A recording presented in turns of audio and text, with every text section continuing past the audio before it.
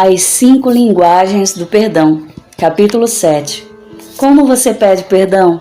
Agora é sua vez. Ao longo dos capítulos anteriores, você reconheceu seu cônjuge, seus filhos, seus amigos ou mesmo a si mesmo em alguns dos exemplos? Sei que eu, Jennifer, tenho, graças a essa pesquisa, uma compreensão bem mais profunda de meu marido. JT é um sujeito bem racional, bastante acostumado a debater os assuntos. Para ele, o rigor é de importância fundamental. Há pouco tempo, percebi que meus pedidos de desculpas deveriam incluir uma declaração do tipo: errei. Assim ele conseguia ouvir e compreender melhor meu remorso pelo erro cometido.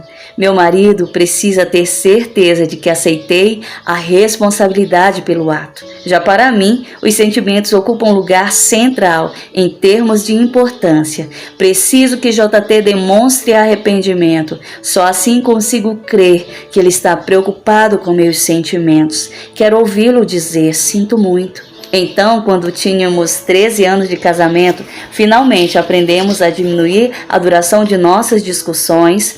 Para isso, usamos não apenas as linguagens pessoais do perdão, mas também aquela que fala mais alto ao coração do outro. O que aprendemos em nosso casamento é algo que Gary e eu descobrimos ser uma realidade na maioria dos casamentos. Maridos e esposas raramente compartilham a mesma linguagem do perdão primordial. Como consequência, os pedidos de desculpas costumam gerar mais resistências que perdão. Ao analisar os dados coletados em nossa pesquisa sobre o perdão, procurei fazer um levantamento sobre a frequência com que casais compartilham a mesma linguagem primordial.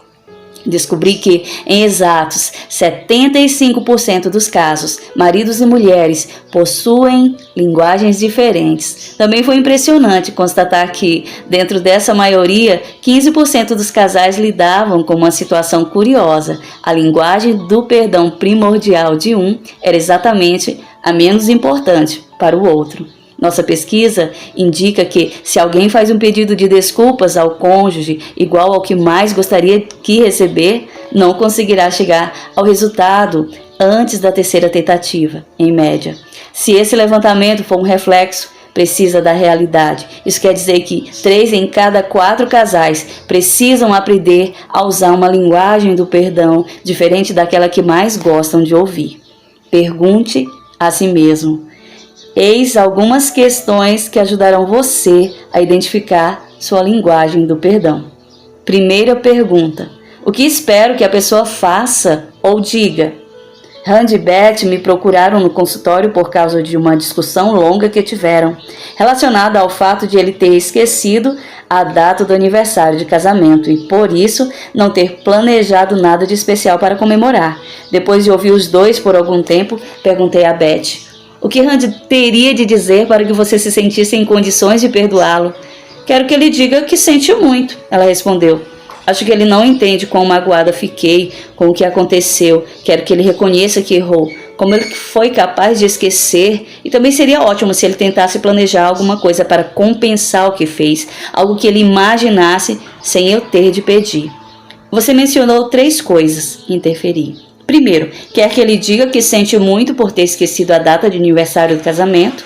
Segundo, deseja que ele admita que errou. Finalmente, gostaria que ele fizesse alguma coisa que compensasse o erro que cometeu para fazer as pazes. Se você só pudesse escolher uma das 3 coisas, qual seria a sua opção? Mas que qualquer outra coisa, o que mais quero é que ele saiba que aquilo que me magoou muito.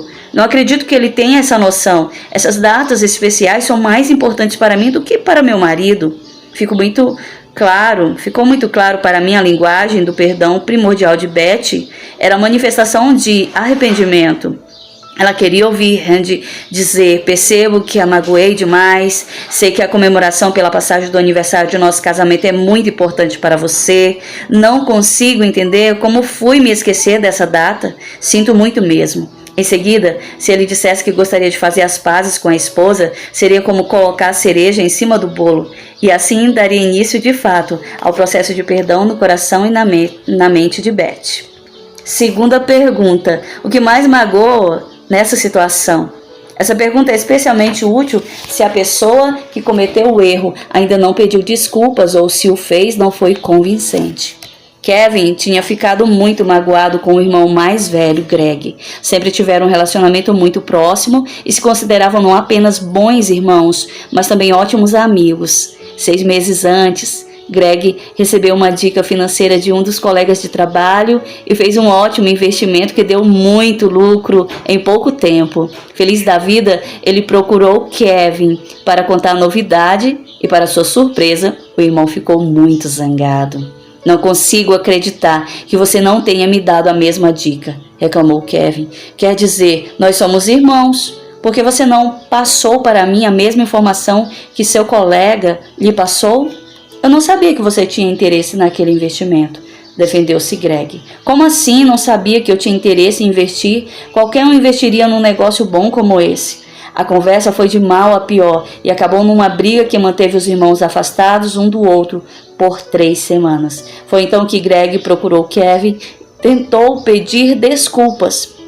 Acontece que a reação do irmão a essa iniciativa não foi das melhores. Até começaram a se ver e participar de atividades juntos, mas o relacionamento não era o mesmo de antes. Encontrei-os por acaso durante uma partida de beisebol.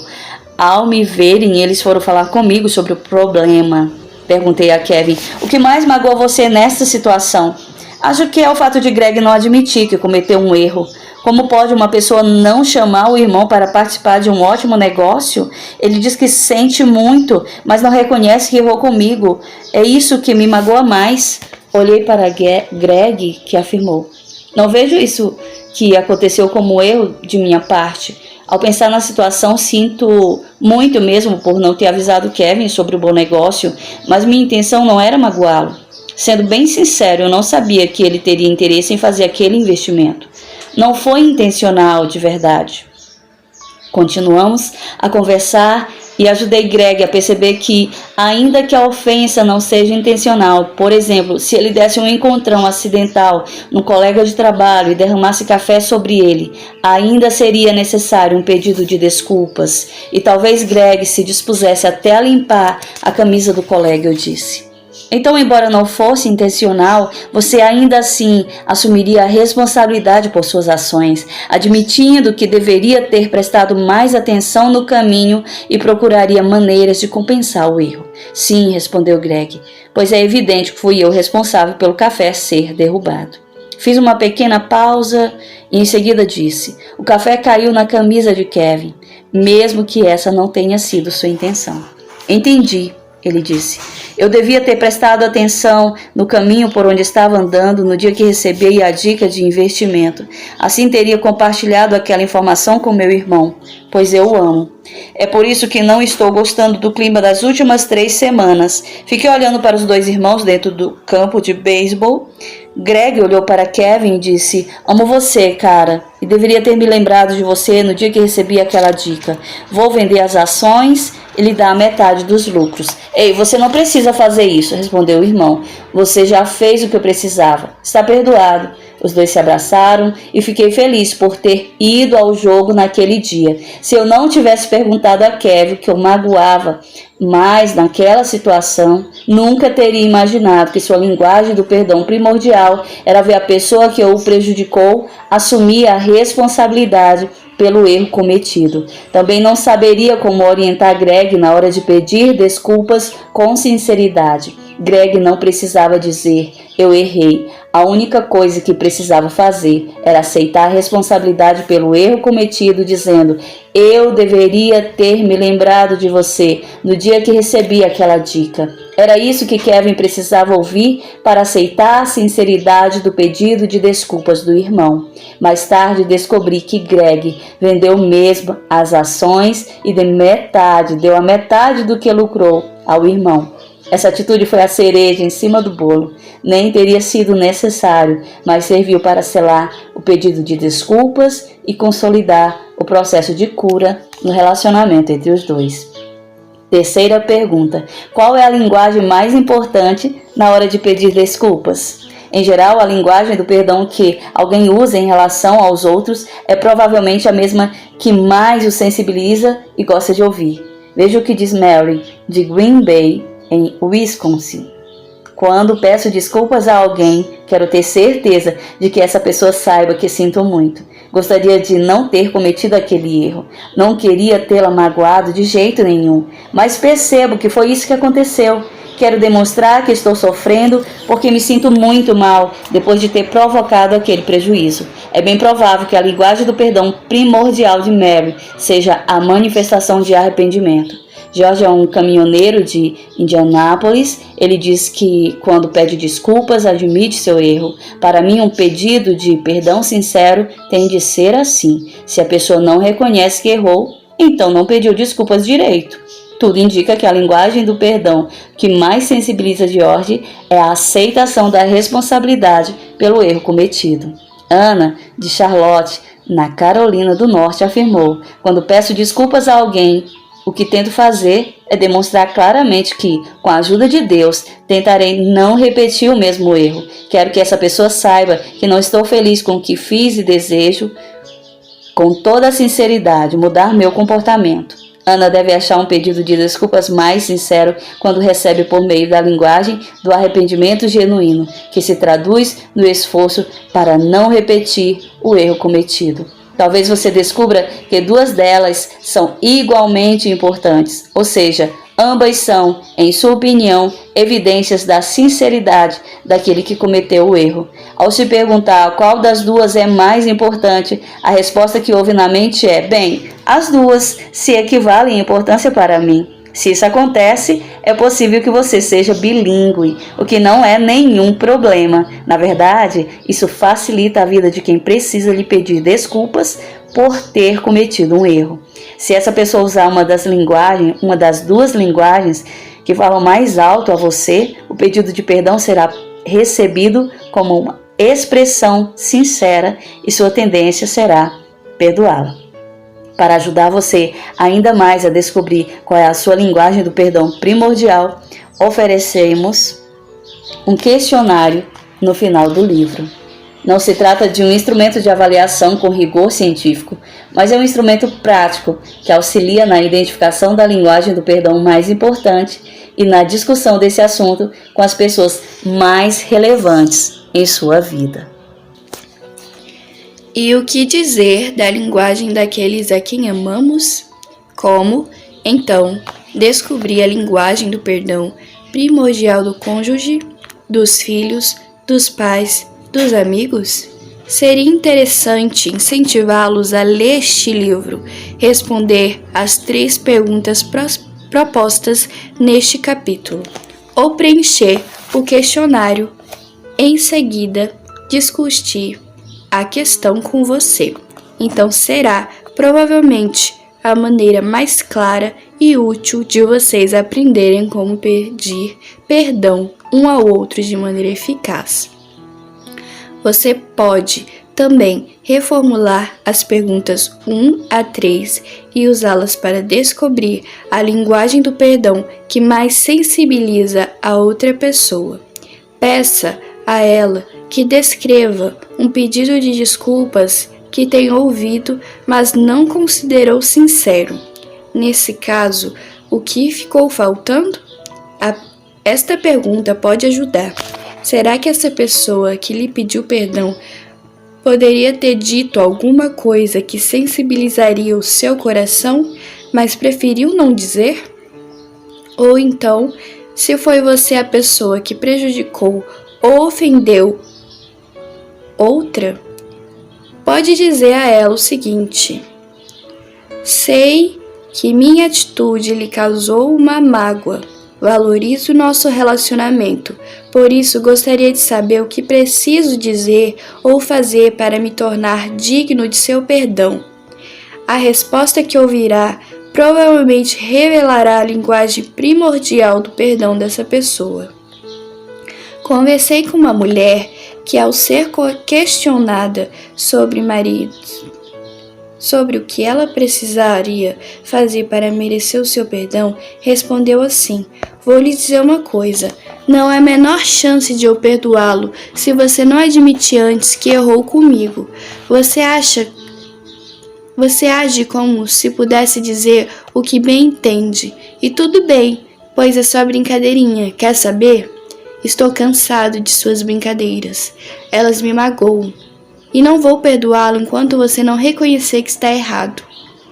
A resposta que ela deu revelava claramente que a linguagem do perdão que mais a tocaria seria ver o marido assumir a responsabilidade por seu comportamento e reconhecer diante dela que suas palavras e atitude a estavam desagradando. Quando alguém percebe que ofendeu ou prejudicou outra pessoa, deve reformular a pergunta número 2, de forma que soe mais ou menos assim: sei que magoei você. Posso ver isso por sua reação. Sinto muito. Fico triste ao constar que aquilo que fiz causou uma mágoa tão grande em seu coração. Porque você não me conta o que a magoou, mas das coisas que eu disse ou fiz? A terceira pergunta pode ser feita em lugar mais neutro. No momento em que ninguém provocou qualquer tipo de ofensa, você pode dizer assim: estou lendo um livro sobre pedidos de perdão e como se desculpar diante de outra pessoa. Gostaria de saber sua opinião sobre isso, por isso vou fazer uma pergunta. Quando você pede desculpas a alguém por algo que fez e magoou essa pessoa, o que considera a parte mais importante do processo? Se a pessoa com quem estiver conversando demonstrar interesse em saber, fale a respeito das 5 linguagens do perdão. Se ela disser que não quer saber o que está escrito no livro, mas se dispuser a dizer o que considera importante, então ouça a resposta. É bem provável que a partir daquilo que ela disser, você consiga descobrir qual é a linguagem do perdão primordial dessa pessoa. Um colega de trabalho fez esta pergunta a William, um executivo de 50 e poucos anos. Sua resposta foi: para mim, a parte mais importante de um pedido de desculpas é mostrar à pessoa que você se sente muito mal porque aquilo que fez ou deixou de fazer a magoou. Em seguida, ele se lembrou de uma vez em que pediu perdão à filha por não ter chegado em casa a tempo de assistir a seu recital de piano. Ao ver como ela estava decepcionada, ele disse: agora consigo perceber quanto isso significava para você, e me sinto muito mal por ter perdido a oportunidade de estar ao seu lado e assistir a apresentação. Sei que você é uma excelente pianista, e quem perdeu fui eu por não ter ouvido você tocar. Espero que possa me perdoar e dar outra chance. Amo você, sua irmã e sua mãe, mais que qualquer coisa no mundo. William abraçou sua filha. Ela chorou. Ele contou ao seu colega de trabalho: senti que minha filha estava fazendo um esforço para me perdoar, e eu me sentia péssimo por ter vacilado com ela, e tentei demonstrar isso. Para mim, enquanto a pessoa não se sente mal pelo que errou, que cometeu, seu pedido de desculpas não é autêntico. A resposta desse pai ao colega de trabalho revela que sua linguagem do perdão primordial é a manifestação de arrependimento. Um pedido de perdão nota 10. Mas, e se você tiver pedido perdão e sentir que a outra pessoa ainda não perdoou plenamente? Eis uma abordagem que pode ajudar a tomar esse processo mais intenso. 1 ou 2 dias depois de pedir desculpas, diga a essa pessoa: numa escada de 0 a 10,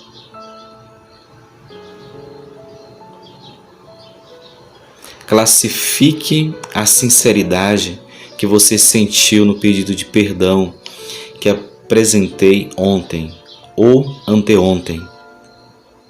Se ela disser algum número inferior a 10, então pergunte: o que posso fazer para melhorar essa nota e chegar ao 10? A resposta fornecerá uma diretriz prática para a continuidade do processo até que todo o possível tenha sido feito para pavimentar a estrada que conduz ao perdão. O homem fez essa pergunta à esposa, que respondeu: mais ou menos 7. Ele insistiu: o que devo fazer para conseguir uma nota 10? Veja o que ela disse. Eu até acredito que você esteja sendo sincero, só que, até agora, ainda não disse que errou. Ainda não sei direito se você só está tentando justificar seu comportamento porque passei a tratá-lo de um jeito diferente. Tenho consciência de que não sou uma mulher perfeita, mas acho que não fiz nada que desse razão a você para agir do jeito que agiu. Não sei bem se você pensa da mesma maneira. O marido disse: entendo porque você se sente assim. Vou lhe dizer uma coisa. Sei que errei. Não há desculpas para o meu comportamento. Assumo total responsabilidade sobre a minha atitude. Você não tem culpa alguma pelo que aconteceu. Sinto muito tê-la colocado nessa situação e espero que, no momento certo, você seja capaz de me perdoar. É bem provável que a esposa só precisasse ouvir isso. Fale sobre isso. Quais das 5 linguagens do perdão são mais importantes para você? Pense no seu amigo mais próximo. Em sua opinião, qual linguagem do perdão é mais importante para ele? Revise as perguntas para descobrir sua linguagem do perdão principal. Quais delas você considera mais útil? Pessoalmente, o que você mais deseja em um pedido de perdão?